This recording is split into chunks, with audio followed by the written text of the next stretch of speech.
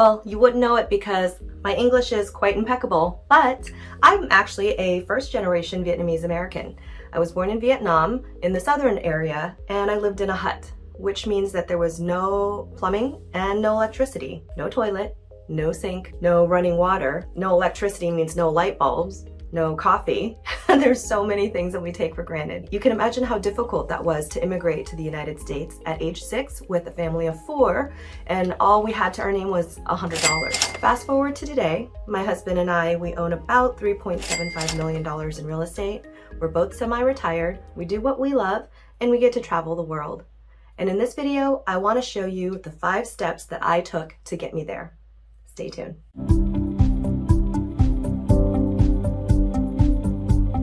Hey guys, DM here and welcome back to Lifestyle Leaps, where I help you take big steps towards financial freedom through simple real estate investing and Airbnb hosting. Now, let's get to it. The first step that I took to reach early financial independence was actually learning and education.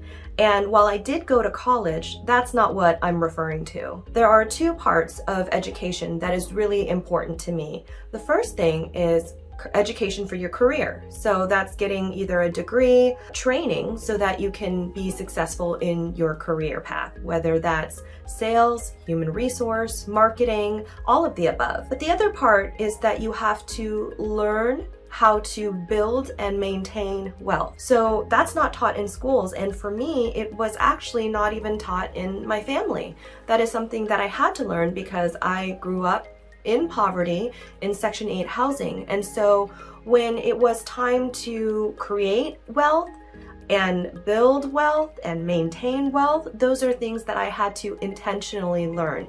It wasn't just passed on to me. And that is, I would say, the starting point and one of the key factors in reaching financial freedom early. For me, the second step to reaching early financial freedom was to start my own business. I started off with having a house cleaning company where I had employees. And after many mistakes and some trial and error, I learned that wasn't the right business model, at least not in my state in California.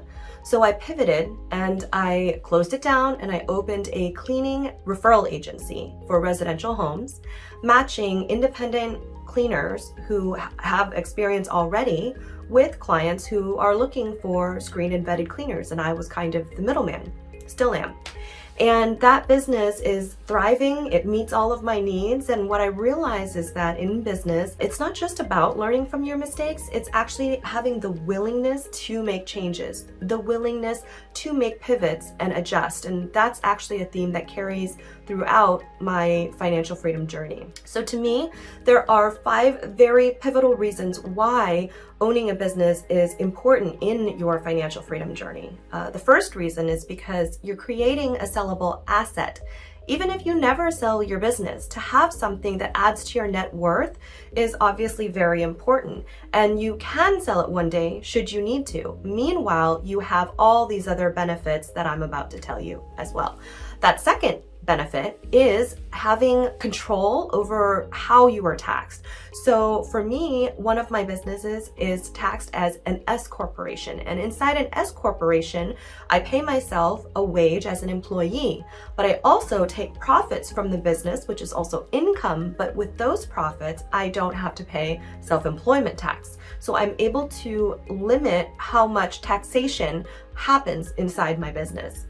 Another tax benefit, and this is number 3 why businesses are so important, is that you're able to have so many different tax write-offs, especially when you get into the real estate field. But in any business, you have so many write-offs that you can take advantage of, thereby lowering the tax bracket that you're in. And the 4th reason why it's so important to have your own business is to not have an income cap. So when you work for someone else, they're determining your salary. Even if it's a position that has bonuses or commission, there is still a cap most of the time in some capacity. But as your own business owner, you can structure your business and pick a niche that has no limits. So as much as your business grows, so will your income. And the 5th benefit of being a business owner is, well, just to be your own boss, to wake up when you want, to work as much or as little as you want. You can work smarter and not harder. You don't have to put in 40 hours or 60 hours. I got my business eventually to a place where I was only working about 4 hours a week, and now I only work about 1 to 2 hours a week, depending on when my assistant needs me. So those are the 5 pivotal reasons why having a small business is so important in terms of reaching financial freedom at an early age. After 3 years of having my business, I was finally in a place where I could start saving money. So that leads me to step number 3 of financial freedom is real estate investing. At least it was for me. Now, my philosophy on real estate investing is slightly different than others. I don't believe in just building equity over time. I also really believe and prioritize creating cash flow. So for me, those 2 criteria have to be met when investing in real estate. The question is, well, how does one go about doing that? I actually didn't know either, so I started reading books. Now, believe it or not, I've never read a book from cover to cover through my entire education career, including grade school. So this was actually the first time that I was ever going to sink my teeth into reading and educating. I read Rich Dad, Poor Dad, The Millionaire Real Estate Investor, and so many more books. I listened to podcasts like the Bigger Pockets podcast. Finally, I was ready to dip my toe in. So I bought my first home, and I knew that I was going to use the house hacking strategy where I had a roommate and also a renter in the granny unit in the back. They completely eliminated my mortgage through collecting those rents. And so I was able to massively accelerate my savings because before I was paying something for housing. But now that I'm a home owner and I eliminated my mortgage payment, I was able to double down on my savings. Then 2 years after that first purchase, I bought a second home. And then after that, Jake and we bought a third home. And once Jake started to see what I was doing with real estate, well, I was able to get myself an investment partner and he went in with me. So from there, we bought 3 more homes in like a matter of 9 months. And believe it or not, the same year or the year after that we started doing that, we were able to let Jake quit his 9-to-5 job. And now that's what he works on sometimes.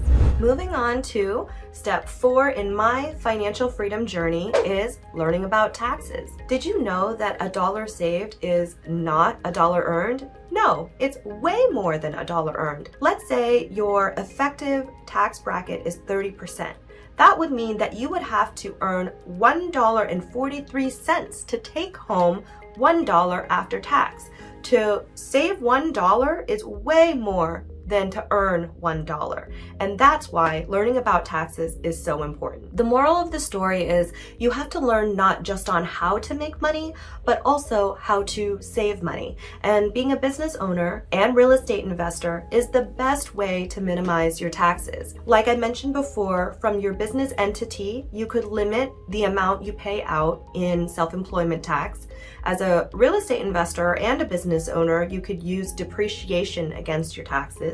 There's also such a thing as cost segregation and so many more strategies. I could go on and on.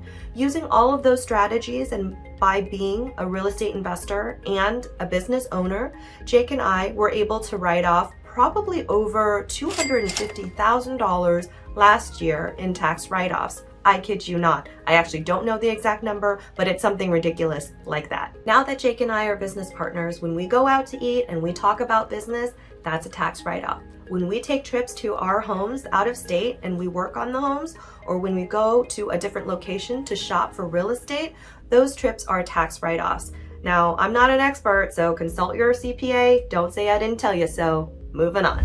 The 5th step that I took in my financial freedom journey is to repurpose my knowledge and skill set to exponentially grow my wealth. And there's many ways you can do this. Once you've curated a certain depth of knowledge or obtained a certain set of skills, then you can repurpose that so that you can make even more money on the same stuff. For example, I started my house cleaning agency and its lifetime sales is about $3 million. Then I created a course to teach other people on how to do that. So far, that's generated a net profit of $100,000, which I would have never gotten had I not repurposed that same piece of knowledge for something else. Or another example of leveraging knowledge is when I dove deep into understanding real estate, did it myself, found a partner who saw that knowledge in me and chose to invest with me. That would be Jake.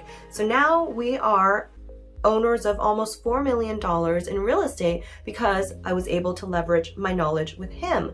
Then from there, I'm like, okay, well, now I know how to do that. Let me make a YouTube channel to show other people how to do that. Again, repurposing knowledge and skill set. As I grow and my expertise grows, all of the businesses underneath my umbrella will grow exponentially as well. But the point isn't to work harder and harder. The point is to work smarter and smarter by leveraging and repurposing your skill set and the knowledge that you've built over time. The framework that I use to multiply my success over time includes 8 steps. Step 1 is to learn. Learn how to create something. Step 2 is to implement that.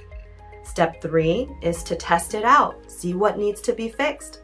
Moving on to step 4 is adjusting. Adjust what you need to adjust so that the thing can work. The next step, step 5, is to systematize it so that it can move you to step 6, which is to offload it, to train someone to be able to do it and free up your time so that you can move on to step 7, which is to leverage your knowledge and repurpose that to create even more income. And then step 8 is just to do it all over again with something else. Think for a moment about your life. What is something that you think you need to be learning right now to move you from where you are to early financial freedom? What systems can you put in place right now in what you're doing to free up your time so that you can train and give it to somebody else? What knowledge do you currently have that you can leverage, or a skill set that you can repurpose so that you can make more money that otherwise wouldn't have been there? These are all things that you can implement in your life, I'm willing to bet, in some way or another today. I'm not here to teach you how to be a billionaire. Well, I can't anyways because I'm not one. But that's not even my goal. My goal, when I say living the life of my dreams, is to be able to travel without worry, to be able to take the time to do what I want to do, not go to a 9-to-5 job that I don't like, to be able to do those things without worrying if I'm able to pay my utility bills. Well, I guess I should just be happy that I have running water and electricity anyway, right? But I'm the kind of person who likes to shop at Ross. I buy my groceries at Walmart. After buying my dream car, a 2017 Corvette, I still drove it to the Dollar Tree and to the Goodwill. That's the kind of life that I want. Something simple that's sustainable, but with no stress, and be able to live financially free forever. That's what I hope for you. If any of that resonates with you, would you consider sharing this video or hitting the like button? Maybe even subscribe, who knows? My goal right now is just to grow this channel as big as I can so that I can spread that message to as many people as possible. Thanks for tuning in. I'll see you next time.